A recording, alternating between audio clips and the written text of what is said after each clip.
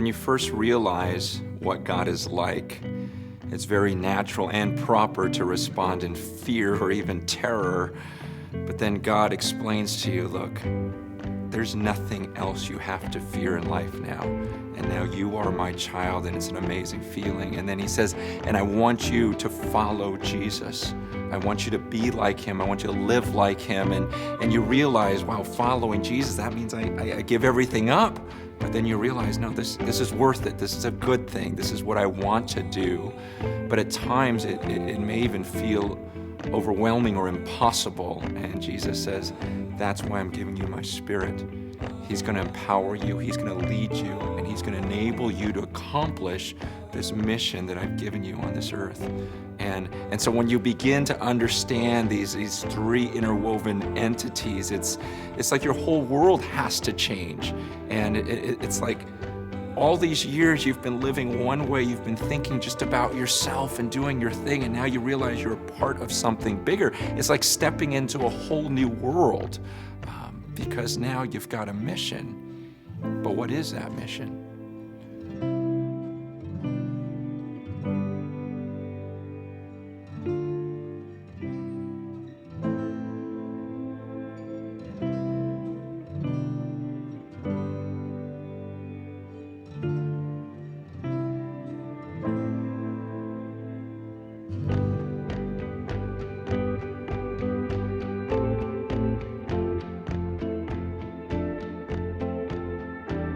Jesus made it clear. He says, after he rose from the grave, he says, I want you to go and I want you to obey everything that I commanded you, but I also want you to teach others to obey everything that I've commanded. This is what we call discipleship. And Jesus said, he says, I want you to go and I want you to make disciples of all the nations. I want you to baptize them in the name of the Father, Son, and the Holy Spirit. And I want you to teach them to obey everything that I commanded you to do. Well, I understood that. I never understood something until later on in my life. As I read in the scriptures, I realized God doesn't want me to do this by myself. He doesn't want me just to follow him on my own. That's why he created church, the church.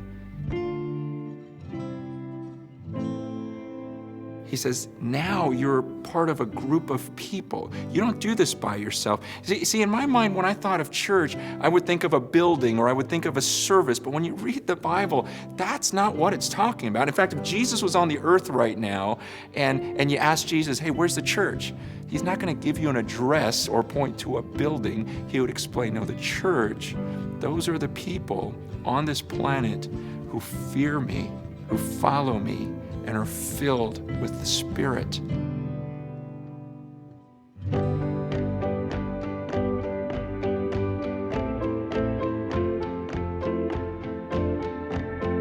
We now, before God, should have a fellowship together, a sharing, not just of thoughts, ideas, but a sharing of everything, to really care for one another.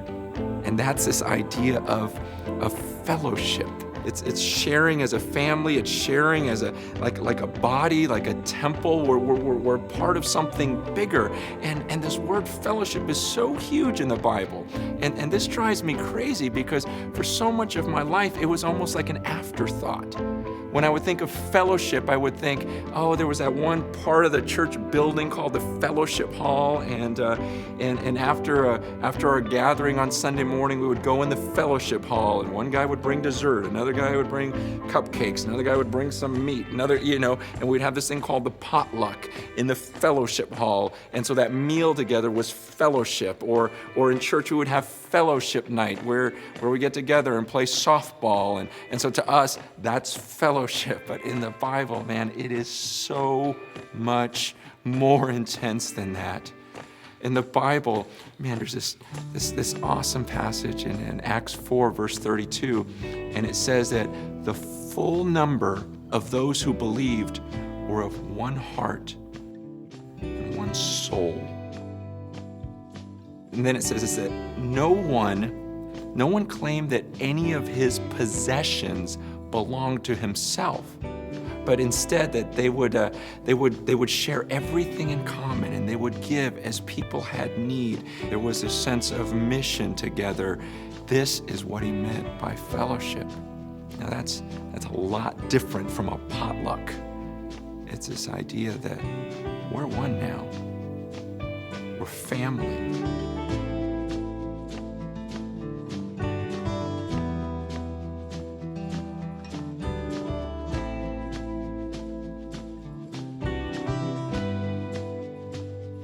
There was this guy that came to my church once, and he was a part of a gang, and decided to ditch everything and follow Jesus, and he got baptized. And after a while, though, he stopped coming to the church gatherings, and one of my buddies asked him, they go, "Hey, where you been?" He says, "When I got baptized," he goes, "I thought that it was gonna be like when I got jumped into the gang." He goes, "When I got jumped into my gang," he goes, "suddenly everyone had my back. We became like a family 24/7. He says, "So when I got baptized, I thought, this is what's gonna happen with the Christians." He goes, I didn't know that it was just Sunday mornings and Wednesday nights. He goes, "I thought it was gonna be family." So he goes, I just had it wrong in my head. And yet when I heard that, I thought, no, you got it right. We've got it wrong. And honestly, it was heartbreaking, because I thought, the gangs are a better picture of family than the church is? The gangs are a better picture of the body than we are? They're having a fellowship and a sharing that we don't see in the Church of Jesus Christ. And yet that's the very thing that Jesus wanted for us.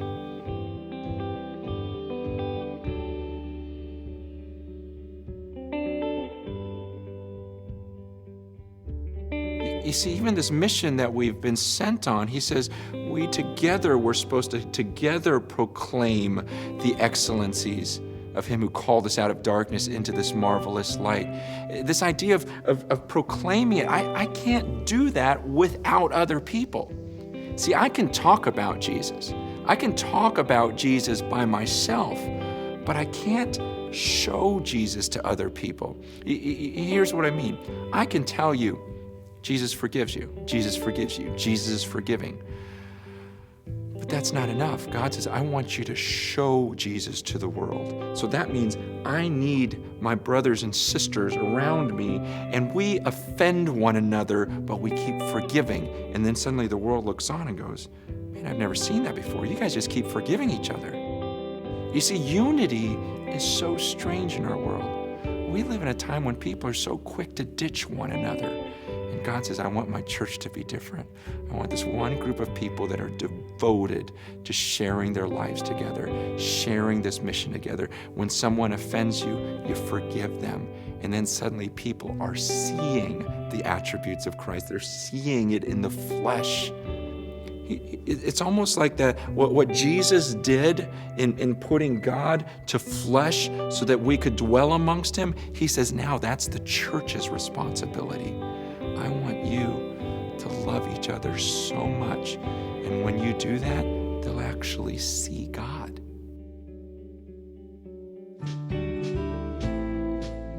His plan was fellowship. His plan, he says in John 17, when Jesus is praying, he says to God, he goes, I and them, you and me, may they be brought to complete unity to let the world know that you have sent me. There's something about our unity that makes the message believable. And that's why we can't do it by ourselves. Look, if I'm perfectly honest, I am far more comfortable doing this by myself. It's a lot easier. I don't have to put up with different personalities and different arguments. It's just nicer. Let me just have my own relationship with God.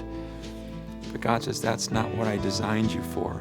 Here's the mission. I need you to show Jesus to the world by the way that you interact with one another and love one another. So if I'm to accomplish this mission that God's given me, I need others with me.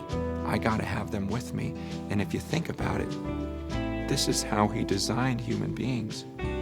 We weren't meant to live in isolation.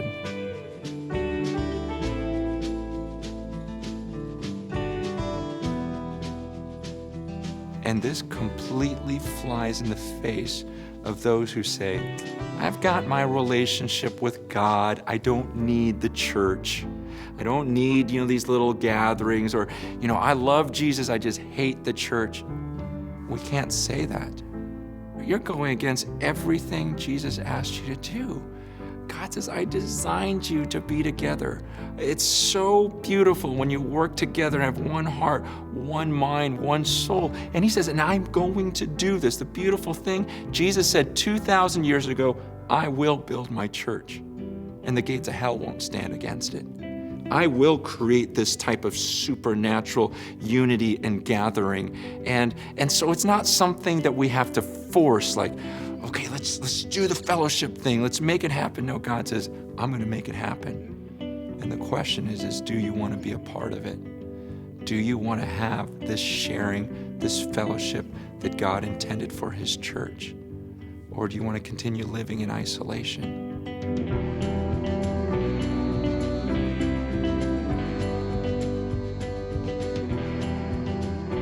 It's an exciting time right now because I'm seeing God just bring people from all different parts of the world, and they're all having the same conviction of church was meant to be more. There was supposed to be a greater unity, and everyone's feeling the same thing. Everyone's sensing the same thing, going, the way we've been doing it doesn't seem biblical. When I read in the Bible, there should be a deep love. It's not just a bunch of people coming in a room and staring forward. It's a family, it's a body. And I'm talking to these people. It's been really weird where they're going, this is what I'm thinking, this is what I'm thinking. We're all thinking the same thing. Why? Because there's one Spirit. And he's leading us all to this conviction of things have got to change. There needs to be this fellowship in the church again. And this is something Jesus is doing.